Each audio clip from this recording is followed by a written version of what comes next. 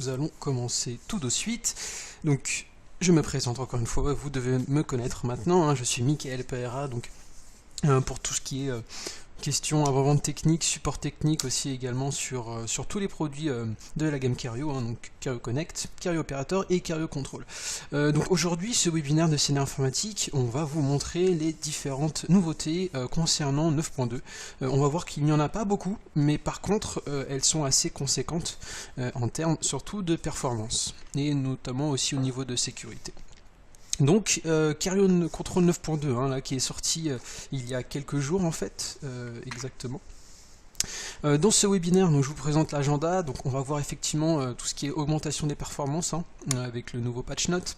On va voir aussi quelques fonctionnalités en fait de sécurité sur Kerio Control, notamment une nouvelle fonctionnalité au niveau du... Donc c'est un blocage des connexions par GeoIP, on va voir effectivement qu'est-ce que c'est exactement. Une configuration avancée pour le tunnel VPN. Donc pour tout ce qui est IPsec, et quelques changements donc suite à cette version au niveau des matériels supportés, hein, donc des nouveaux matériels qui vont être supportés, mais également l'arrêt de support pour certains malheureusement. Donc dans un premier temps, on va vous présenter un aperçu technique de Kerio Control. Qu'est-ce que c'est? Donc Kerio Control, c'est une solution UTM, donc UTM Unified Threat Management. C'est tout simplement un routeur firewall en fait, qui va vous permettre de pouvoir sécuriser votre réseau, bien entendu, donc informatique, aussi bien pouvoir router ce que vous souhaitez, et notamment donc dans un premier temps, pare-feu, routeur IPS, GeoIP blocking, donc pare-feu réseau, tout ce qui est le plus classique hein, dans les solutions UTM bien entendu, routage réseau bien entendu, sonde IPS intégrée, hein, donc la sonde IPS qui va permettre en fait tout simplement de contrecarrer les attaques les plus courantes, monnaie courante donc sur internet hein, qui pourraient impacter votre réseau, et notamment donc maintenant le GeoIP blocking que l'on verra durant ce webinaire. Dans votre UTM, vous avez bien entendu une solution hein, de protection antivirale basée sur la solution antivirale Sophos, donc qui va vous permettre de faire un scan aussi bien HTTP, donc tout ce qui est web, aussi bien FTP, mais également SMTP, donc qui va faire en quelque sorte office d'une passerelle finalement antivirus pour les emails en fait. Hein. Tout ce qui est protocole SMTP. Dans cette solution UTM, vous avez bien entendu aussi un serveur VPN, hein, donc un serveur VPN IPsec. Du coup, vu qu'IPsec c'est le protocole de chiffrage en fait, enfin de tunneling VPN le plus répandu, il va être compatible avec aussi bien d'autres solutions UTM tierces. Par exemple, dans le cas où vous avez une société avec différents sites et que vous voulez établir un tunnel VPN entre votre site et donc un autre. Et vous avez aussi en fait une solution VPN propriétaire Kerio, donc qui va être compatible, comme son nom l'indique, en fait uniquement avec Kerio. Donc dans ce cas, vous avez en fait un client VPN Kerio qui va pouvoir être installé d'ailleurs aussi bien sur du Windows, Mac OS X Server ou Linux hein, pour établir une connexion avec le avec le serveur VPN Kerio Control. Et également, vous pouvez faire avec ce VPN propriétaire des tunnels entre différents Kerio Control. Donc du coup, vu que c'est propriétaire Kerio, le VPN, c'est tout simplement la facilité de mettre ça en place, les yeux fermés, hein, réellement pour monter un tunnel VPN propriétaire Kerio entre deux Kerio Control, c'est 2 clics, hein, et notamment aussi pour la connexion aussi en client VPN à son serveur. Donc solution UTM, donc vous avez bien entendu aussi en fait tout ce qui est content filtering, donc filtrage de contenu. Donc filtrage web pour filtrer, alors vous pouvez le choix, hein, vous pouvez filtrer aussi bien des URL, mais aussi notamment maintenant par application, donc c'est-à-dire que si vous voulez par exemple bannir Skype de votre réseau, cela est possible, il vous suffit de créer une règle, vous avez une liste, un menu déroulant, vous allez sélectionner Skype dessus, et donc ce sera filtré, mais vous pouvez également créer en fait donc une règle de bande passante, si on parle toujours de Skype par exemple, qui va venir non pas bannir Skype de votre réseau, mais plutôt en fait limiter sa bande passante, l'histoire qu'il ne consomme pas tout votre débit internet. Donc pareil, vous avez un système aussi donc de règles en fait pour QoS, hein, gestion de bande passante, simplifié, vraiment simple à mettre en place, hein, pas de prise de tête comme on peut avoir parfois dans d'autres solutions. Hein. Voilà, et la force aussi de Carrio Control, c'est son déploiement flexible, hein. Donc vous avez bien entendu ce qui est le plus répandu, donc c'est la solution hardware, hein, donc le boîtier au final. Vous avez d'ailleurs dans le catalogue en fait 3 boîtiers différents, hein. Un NG100 qui va commencer, enfin qui va être jusqu'à maximum 15 utilisateurs, donc vraiment un petit boîtier qui est pas plus gros qu'une boîte de CD, hein, même en épaisseur. Et après donc vous avez les autres boîtiers plutôt dédiés cette fois-ci aux PME, alors que le premier va être plutôt dédié à des TPE. Vous avez aussi en déploiement, donc en format ISO, donc tout simplement ça c'est la software appliance, hein. Si vous avez un serveur, vous ne voulez pas forcément acquérir le boîtier, vous pouvez très bien prendre un petit serveur et installer directement en format ISO Carrio Control dessus, qui viendra bundler, hein, bien entendu, avec en fait son système d'exploitation, qui est soit dit en passant d'ailleurs basé sur du Debian. Et autrement, si vous avez de la virtualisation, vous pouvez aussi monter votre VM Carrio Control, hein, avec les packages, par exemple OVF pour VMware, et également une VM pour Hyper-V, donc à importer directement sur votre environnement virtualisé. Donc voilà, ça c'est pour l'aperçu technique un peu de Carrio Control et tout ce qu'il comporte. Maintenant, on va voir les nouveautés, donc 9.2. Première partie, donc c'est sur les améliorations de performance. Donc déjà dans un premier temps, qui va être concerné par cette amélioration en performance, ça va être surtout donc tous les clients qui vont posséder par exemple une connexion internet supérieure à 50 mégas. On peut voir qu'effectivement, étant donné que les solutions UTM, les boîtiers sont des solutions complètes de sécurité, forcément ces sécurités vont venir en fait aller scanner tout le trafic réseau, donc le chiffrer, le tourner un peu dans tous les sens, ce qui peut impacter en fait du coup le débit internet. Donc pour les clients qui vont posséder en fait des grosses lignes, hein. Donc quelles améliorations ont été apportées? Donc tout d'abord, il y a eu une grosse en fait optimisation du logiciel en lui-même, donc de Carrio Control pour les plateformes 64 bits. Donc on peut déjà voir rien qu'avec la nouvelle mise à jour, étant donné que c'est juste une optimisation logicielle, donc un gain en performance de 15 à 20% déjà, tout en garantissant bien entendu le même niveau de protection réseau, hein. Donc quand on parle de performance de 15 à 20%, donc on parle avec toutes les solutions, tous les modules actifs de sécurité sur le Carrio Control, hein, donc tout en même temps, donc c'est-à-dire en fait le débit UTM, hein, donc c'est-à-dire avec l'antivirus, le firewall, là son IPS et tout ce qu'il comporte d'activer en même temps. Donc le pourquoi du comment, enfin le trafic réseau, donc le trafic par feu pardon, et la sonde IPS et l'antivirus, donc on subit en fait une grosse optimisation au niveau des processeurs, surtout multicœurs en fait avec les plateformes 64 bits, donc permettant d'avoir ces justement améliorations notables en performance. Donc pourquoi? Bien entendu, c'est que avec les débits internet qui deviennent de plus en plus conséquents suite au déploiement de la fibre en France. Bon, maintenant on peut citer, et j'ai vu une publicité dernièrement à la télé d'ailleurs par le gouvernement qui disait que maintenant un Français sur deux pouvait acquérir la fibre optique.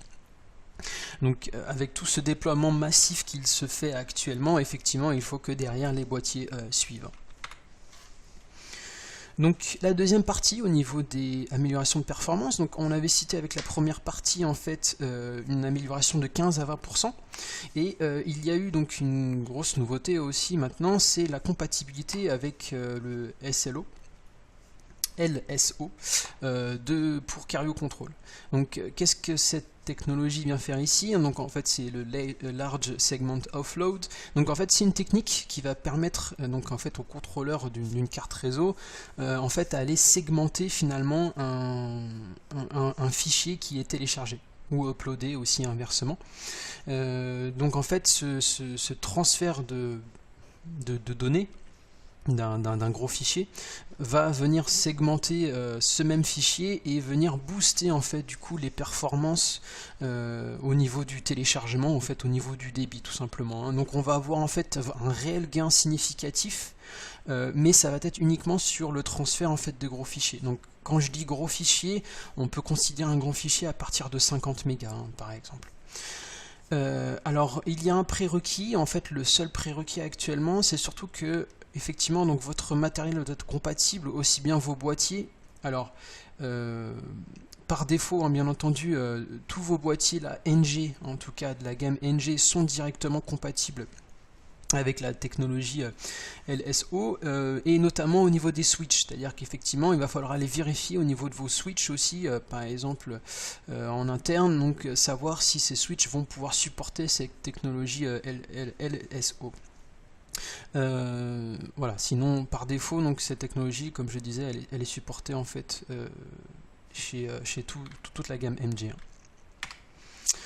On peut voir en fait quelques résultats qui ont été effectués. Donc ça c'est par exemple uniquement suite à la mise à jour donc en 9.2 de Carrier Control sur une fibre 100 mégas. Donc là on parle même pas forcément de la technologie LSO, c'est juste donc le gain en performance suite en fait à l'optimisation sur les plateformes 64 bits. Donc on peut voir qu'en fait en préalable sur cette ligne, maintenant en fait on arrive donc en down par exemple à du 77 mégas et en upload à du 93. Alors qu'avant effectivement, donc ça c'est sur un boîtier NG100, alors que les boîtiers NG100 effectivement ils souffraient quand même de pas mal, étant donné tout simplement la puissance, tout simplement étant donné aussi à la taille des petits boîtiers. Tout de suite, si c'était une TPE par exemple de 10 utilisateurs mais ils ont une fibre 500 mégas, du coup on allait être vachement bridé là-dessus.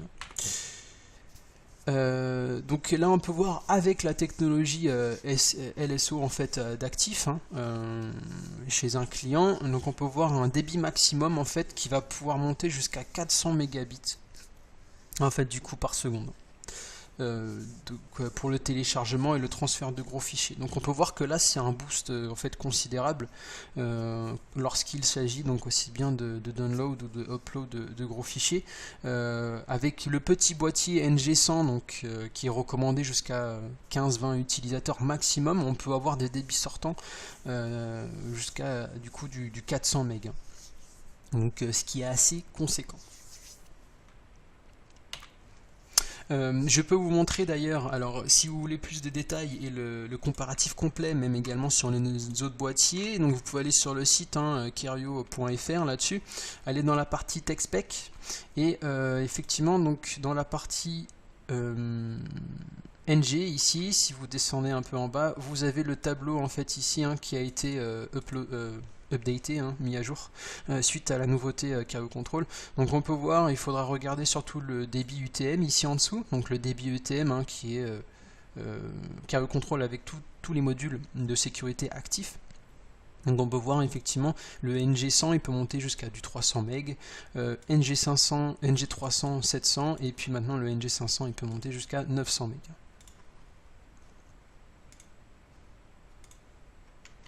J'ai vu qu'il y avait des questions, j'y répondrai à la fin, bien entendu.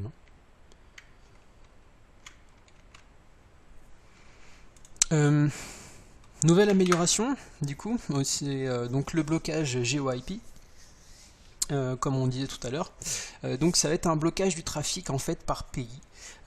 Ce qu'on peut voir de plus en plus maintenant. Donc ça va être pour qui? Donc ça va être cette nouvelle fonctionnalité de sécurité plutôt pour les administrateurs réseau qui souhaiteraient tout simplement, comme son nom l'indique, restreindre l'accès à leur réseau à certains pays. Donc en fait c'est un filtrage GeoIP, donc on verra dans la console d'administration qui va tout simplement donc venir bloquer le trafic entrant provenant d'un certain pays spécifique. Pour cela, donc Carrier Control en fait va vérifier les adresses IP sur une base de données locale pour identifier systématiquement le pays d'origine et le bloquer si bien entendu vous l'avez mis en place. Pourquoi? Donc après il y a plusieurs pourquoi, bien entendu. Ça peut être tout simplement parce que la société par exemple a tendance à faire du chiffre d'affaires, enfin son business est lié uniquement avec d'autres entreprises françaises, donc pourquoi pas justement restreindre toutes les connexions finalement arrivant sur le Carrier Control à la France. Donc on aura juste des IP finalement françaises qui seront possibles d'accéder à votre Carrier Control. Également tout simplement parce qu'il y a aussi au niveau des attaques réseau en fait à travers le monde, il y a souvent quelques pays qui émanent plus que d'autres, qui sont en fait généralement moins sensibles pour les cybercriminels par exemple. On peut citer par exemple des IP chinoises, Amérique du Sud, etc., des pays de l'Est. Voilà, c'est souvent, mais après on peut voir bien entendu des cybercriminels avec des IP de manière américaine. Hein. De toute manière, bon, mais ils se protègent, ils se couvrent derrière plusieurs de façon IP, hein, bien entendu, là-dessus, donc ils sont quand même assez bien couverts. Donc comment configurer ce filtre GeoIP? Donc vous pouvez voir que désormais avec déjà la nouvelle version de Carrier Control, si vous allez dans la partie, dans la console administration et dans la partie haute actif, et connexion active surtout, dans connexion active vous allez pouvoir voir en fait une nouvelle colonne qui est apparue qui s'appelle donc pays d'origine, où vous allez pouvoir voir systématiquement toutes les connexions entrantes, donc là en rouge, avec l'IP d'origine d'où provient tout simplement cette IP. Voilà. Donc vous pouvez voir que dans les premières lignes, là on a États-Unis, Pologne, ensuite que des IP françaises, tout en bas on peut voir des IP canadiennes par exemple. Et donc, ensuite, pour aller configurer cela, donc c'est dans configuration, paramètres de sécurité, vous allez dans l'onglet filtre GeoIP, et là vous allez pouvoir voir tout simplement une liste déroulante avec les pays que vous voulez sélectionner, donc pour bloquer toutes les IP provenant de ces pays, de ces 10 pays. Donc nouvelle fonctionnalité, configuration avancée des tunnels VPN IPsec. Donc qu'est-ce que vous apporte cette nouvelle fonctionnalité? Voilà, donc ça va apporter une configuration plus avancée en fait au niveau des chiffrements des tunnels IPsec, IKE et ESP, donc qui sont voilà, utilisés hein, pour le chiffrage VPN IPsec. Et avec cette nouvelle configuration, cela vous permettra plus facilement d'établir des ponts VPN avec des serveurs tiers, comme je disais tout à l'heure, donc des UTM d'autres marques. Hein. Donc, voilà, on peut citer Sophos, SonicWall, etc. Si jamais vous avez un projet et vous devez monter un tunnel VPN avec votre Carrier Control et d'autres UTM d'autres marques, maintenant il est beaucoup plus simple de le faire. Alors c'est déjà très simple de le faire, mais là vous avez encore plus de fonctionnalités que vous pouvez gérer, enfin de paramètres avancés que vous pouvez gérer au niveau du tunnel VPN IPsec du Carrier Control. Donc au niveau des chiffrages, hein. Donc vous allez pouvoir vraiment peaufiner, affiner cette configuration de façon à être sûr que ça soit vraiment compatible et vraiment avoir un tunnel stable, le plus stable possible avec des UTM d'autres marques. Dernière partie, donc au niveau du support matériel. Donc prérequis d'installation, alors il faut savoir que maintenant Carrier Control 9.2 va être uniquement disponible pour les plateformes 64 bits, donc pour ceux qui voudraient installer du Carrier Control sur par exemple un environnement virtualisé, VMware, Hyper-V ou même sur une machine physique. Alors ça ne veut pas dire que les installations actuelles en 32 bits ne pourront pas être mises à jour en version 9.2, hein, ça va être le cas, mais par contre effectivement l'optimisation au niveau des performances ne sera pas là, hein, tout simplement, vu que c'est du dédié à du 64 bits. Les boîtiers en fait, donc 1100, 3110 et 3120 vont être mis à jour donc en version 9.2 32 bits, étant donné que ces boîtiers là en fait étaient sur des plateformes 32 bits de base en fait. Donc c'est uniquement ces boîtiers là, hein. Donc le 1110, le 3110 et le 3120. Sinon les autres boîtiers étaient déjà en fait sur des plateformes 64 bits, hein. Donc je crois que ça répond déjà à une question. Il y a un ajout de support maintenant pour Hyper-V, voilà, pour Windows Server 2016. Donc l'arrêt du support pour le backup vers SamePage. Alors si vous aviez l'habitude de faire votre backup de vos différentes appliances contrôle et notamment aussi d'autres appliances de chez Carrier, par exemple Operator vers du SamePage, alors ceci a été arrêté. Bien entendu, comme je l'ai mis entre parenthèses, vous pouvez utiliser MyCarrier. Hein. Donc MyCarrier, le service cloud hein, de Carrier qui vous permet de relier toutes vos appliances à un seul et même compte pour pouvoir les administrer. Hein. Par exemple, si vous aviez plusieurs sites, vous pouvez tout à fait en fait maintenant faire votre backup de votre configuration contrôle gratuitement hein, sur votre compte MyCarrier. Et donc par contre, il faut noter plus de support pour les processeurs 32 bits du coup à partir de Carrier Control 9.3. Hein. Donc ça c'est surtout en fait pour le boîtier 1110 qui disposait en fait d'un processeur 32 bits, d'accord. Donc il n'y aura plus de support pour ce boîtier là uniquement à partir de Carrier Control 9.3, d'accord. Donc uniquement pour le boîtier 1110. Mais écoutez, c'était à peu près tout, hein. Niveau fonctionnalité, vous avez pu voir quand même, il y a quand même de larges performances qui ont été améliorées là-dessus. Donc je vais répondre à vos questions pour le coup. Donc comme je disais, cette optimisation, cette optimisation sera valable sur les boîtiers existants. Donc oui, j'ai répondu à la question hein, du coup. En tout cas pour les boîtiers NG, là, si vous avez des boîtiers NG, il n'y a aucun problème, ça sera effectif, donc vous pouvez désormais la mettre à jour, votre KO control, et puis écoutez, commencez à faire les tests de débit. Hein. N'hésitez pas à m'envoyer d'ailleurs vos résultats, hein, je serais curieux de le savoir. À peu près tout. Je ne sais pas si vous avez d'autres questions là-dessus. Alors, si vous avez d'autres questions de toute manière hein, qui vous viendraient à l'idée en tête suite à ce webinaire, n'hésitez pas à envoyer ça à support@cnrinformatique.com, à visiter notre chaîne YouTube où vous allez pouvoir d'ailleurs retrouver ce webinaire uploadé dessus, et donc aussi également bien entendu d'autres webinaires hein, de Cario Control, à visiter notre blog aussi, blog.cnrinformatique.com, pour rester à l'actualité aussi sur les différentes nouveaux projets commerciaux, par exemple de chez Cario là-dessus, ou également des articles techniques. Hein. D'accord. Et bien entendu aussi la base de connaissances hein, kb.cario.com, où vous allez pouvoir y retrouver d'ailleurs de nouveaux articles concernant ces performances qui étaient d'ailleurs, j'ai dû en mettre un dans ce webinaire. Hein. De toute manière, si vous voulez, je vous ferai parvenir après ce PowerPoint pour que vous puissiez voir plus en détail. D'accord. Écoutez, merci à vous tous hein, d'avoir participé à ce webinaire. Et puis je vous dis à la semaine prochaine. La semaine prochaine, on aura un webinaire en fait sur du Cario Connect concernant la délivrabilité. Bon, merci d'avoir participé et je vous souhaite une bonne journée. Au revoir.